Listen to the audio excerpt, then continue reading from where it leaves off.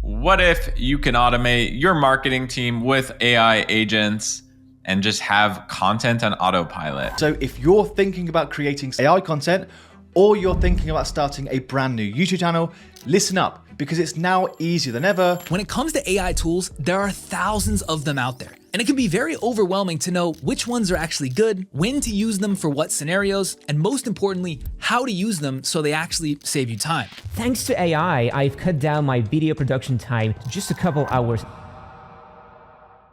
Okay, now you probably understand how AI is going to change the content game. Organically, your next question is probably, Brock, how do I take advantage of this opportunity? So let's dive into exactly how I use AI to create content and how you can do the exact same thing in order to get ahead of everybody else. All right, guys, so what we're gonna be using in this video is a platform called Poppy, and this is gonna help us generate content. As you can see, it's a Canvas-like user interface that makes it extremely easy to upload different content that we're trying to replicate, or different ideas or different context that we want to add for a video script. So for the sake of this video, I'm going to build a content system that allows me to generate short form scripts that I personally will be using. And if you see on my YouTube channel, the different shorts that I have, these are actually all created using Poppy. So let's go ahead and show a quick example. Meta just released Llama 4, and it's not just another AI update. This is the beginning of a completely new era for accessible AI. This is due to the multimodal functionality that it has. So what exactly does this mean? Llama can now understand multiple types of input, such as text, images, audio, or video simultaneously. It's basically a whole family of specialized AIs with loads of capabilities. And the most important part is that Llama Scout can process 10 million tokens of context. That's like reading an entire encyclopedia in one sitting while remembering every detail. And Llama 4 Maverick outperforms ChatGPT 4o across multiple benchmarks with half the parameters. It's not just keeping up with the closed models, it's actually beating them. What makes this revolutionary is that Meta's making these models available for download. Anyone can build with them, customize them, and create experiences that were impossible before. So the question is, what will you use Llama for? Let me know in the comments. All right, so let's quickly talk about the user interface. So as you can see, we have different videos here.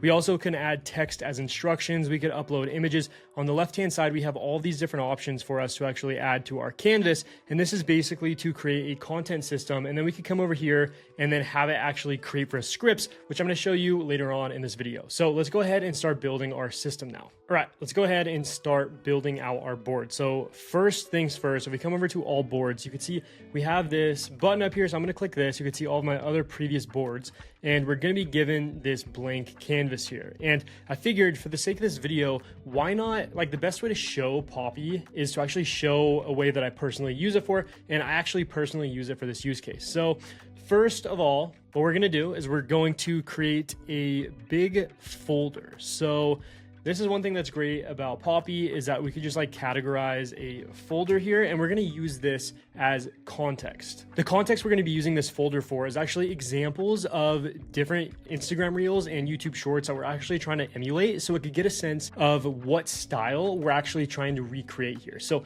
this is a really important part, and like one of the really amazing features inside of Poppy is it makes it super easy to do this by literally coming over and just like pasting in a link. So let me go ahead, let me scour Instagram and find some of the top content ideas that I actually want to pull from. All right, so here's one of my good friends, Nick Sarive, and I absolutely love his videos. His channel has been blowing up like crazy. So what I'm gonna do, I'm basically gonna take a video and I'm gonna copy it and I'm gonna paste it in here. And what it's gonna do is it's gonna get a sense of exactly how we wanna structure our videos. So now it'll kind of understand, okay, we wanna create short, punchy clips and videos like Nick's content. Let me show you real quick so you get an example of what I'm talking about. For your browsers, and these two are the first of their kind. First, there's GenSpark. It's a full AI agent browser that connects to over 700 different apps. You can use it to automate your daily tasks, turn YouTube videos into a slideshow, or find the best deal. So there we go. Very, very good content. So I'm going to upload a couple of his videos. So that way we just have that as context. It's as simple as copying a URL and pasting it directly into our user interface, or we could come over here and just paste the content link, add it to the board, and it will do that. But there we go. So let me go ahead. I'm going to pull some content that I've actually posted from YouTube Shorts and also use that as context. So I'm gonna come over here, let's come to YouTube, then gonna come to my YouTube Shorts, and let me pick some of the best performing YouTube Shorts. Let's go to this one right here. Talking about Manus AI, the world's first fully autonomous agent from a startup in China. So that video performed pretty well. So let me put that as context as well, because we want to recreate our success, which is something that we're actually able to do here, or at least try to do. Let's also pull from this one. You don't need 10 different AI tools anymore. GenSpark just dropped their browser and it's making every other AI agent look outdated. Okay, so these are good starting points here. So let me just start there. And what I need to do is I need to title this so my AI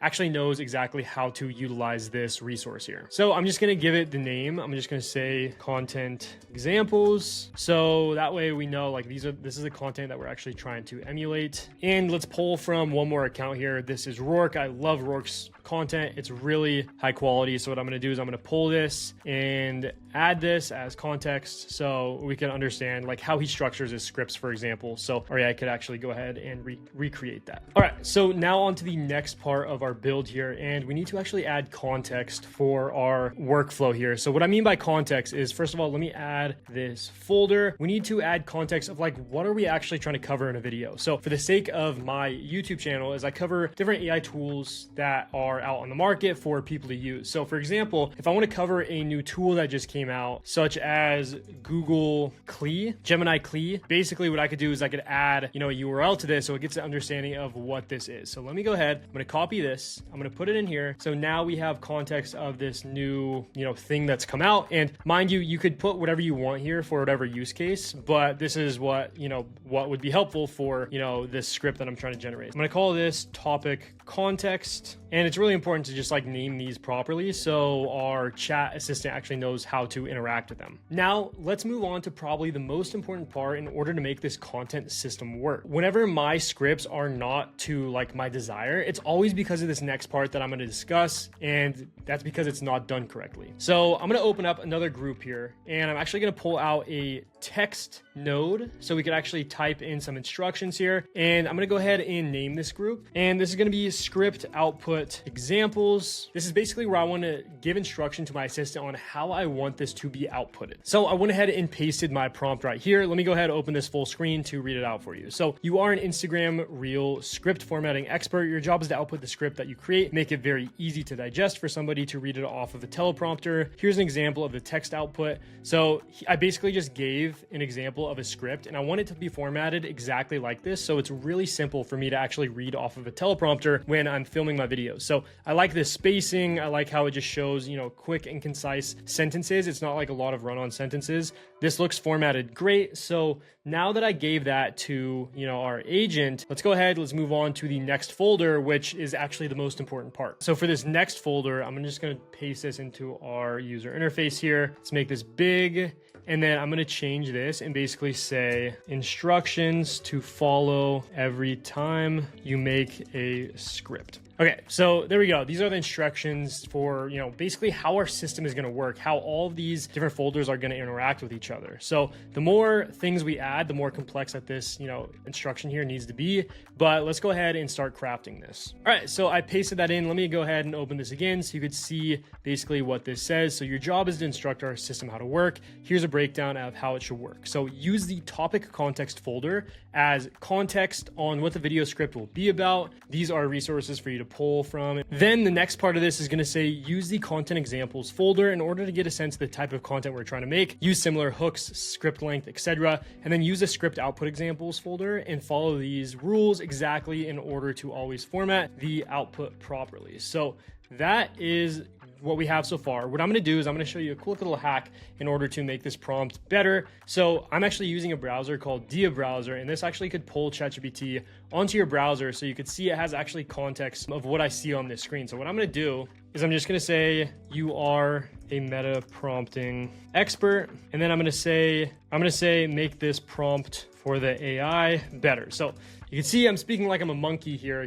My language isn't great, but now it actually is able to pull this information from my page. Now I have a really nice prompt that ChatGPT actually gave us, because this is ChatGPT actually. So that's a quick little hack. I've been using Dia Browser and it's actually been pretty awesome. So let me go ahead, change this. And now we have a prompt that actually looks really good. It breaks down our instructions pretty clearly here. That all looks good. And there we go. All right, so next up what we need to do, we actually need to add our chat node. And it's as simple as coming over here, clicking this AI chat chat. And all I need to do is just drag all of these together. So if I only wanted to have access to certain, some of these, I just, make sure not to connect it and connect the ones that I wanted to have access to as context. But for this, I'm going to give it context, all of this is context. And now I'm able to come over here and chat with our AI chat assistant. And let me go ahead and test this out now. Before I test this out, I'm going to be showing you a hack that integrates this into your AI automations after I do this quick little demo. And this is where things could get actually really interesting with actually taking this and building this into your automations or content systems that you already have. All right. So first of all, let's just come here and say, make a video script on the Gemini CLI.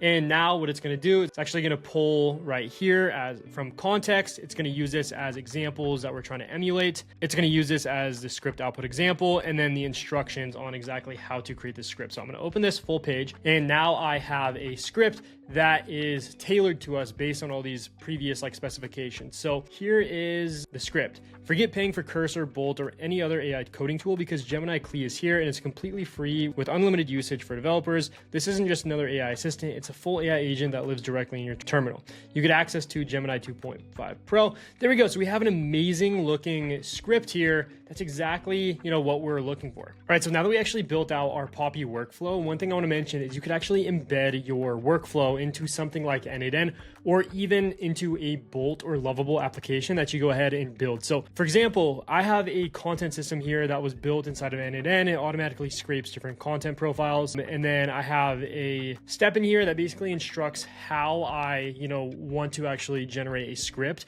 And what I could do is I could actually use the API from Poppy, which if you come up here, you can see that there's access to API. But basically this allows you to connect this different system right here into your different applications, or in this use case, actually N8N. So if you want to go ahead and actually integrate this into your systems, you could go and upgrade your Poppy account. For example, if I come over here, if I click upgrade, you need to be on the power user plan. So it is about $3.99 a month, which is not cheap. But if you plan to build content on autopilot and you really want to take content serious, if you're a pre-existing content creator, for example, this could be a really good option. And one thing I want to mention is I could totally see somebody building an app on Bolt or Lovable, plugging in an API, which is, again, just basically this system that we have access to on our app, but building an entire user interface around this and white labeling that and selling it for, hundreds or maybe even $1,000 per month. So there we go, guys. I hope you guys got some value from this video. This is a platform that I use almost every single day to create scripts for me. This helps me post way more content without having to,